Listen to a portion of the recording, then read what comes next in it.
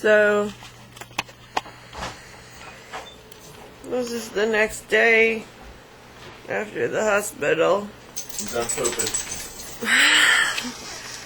My person is being a poophead and saying that he's done pooping.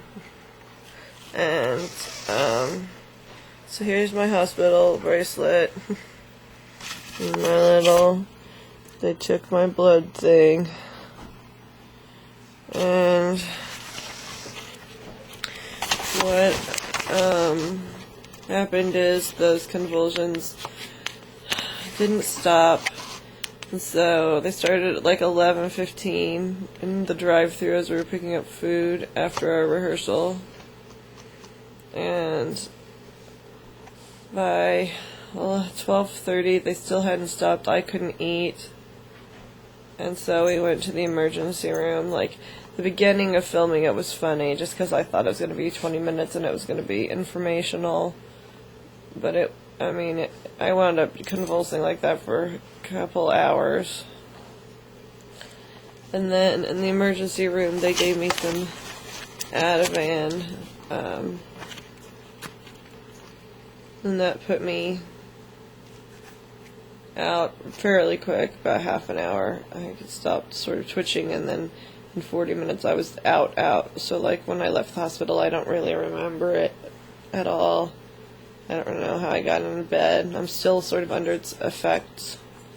And they think that there are two reasons for something like that to happen to a Lyme. One is that you could get neurontin toxicity, and you have to watch for that, but apparently there's no blood test they can give you, so the ER person anyway recommends stepping down the neurontin. I've got to call into my primary LLMD to see if that's the case. Also, if it happens to you in mild doses, you're to increase your magnesium and calcium intakes, and to increase your electrolyte intake to see if that helps. In my particular case, it didn't help. And the Ativan was given at the point where we couldn't stop it any other way, and it was an injection. And trust me, it hurts more than a bicillin injection. I don't know if this a lady that does the bicillin injections is just nice and because it's thick she goes slow, or if it's because this lady didn't go slow, or if it's because it's painful. The needle isn't painful, but once the injection goes in, it's awful for like 2-3 minutes.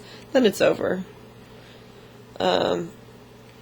And then I've got prescription Ativan, and we're waiting for my doctor to see if that's what I should do and if it interacts with anything I'm on. So I'm just sort of way drugged up and hoping that when the drugs lift I'm not still twitching. Because I still feel the electrical impulses to twitch, I'm just not having them. The full-on twitches. So there we go, that's my update. Whenever I get this video up, which I don't know when that'll be, I hope you guys are doing well. And I'll talk to you soon.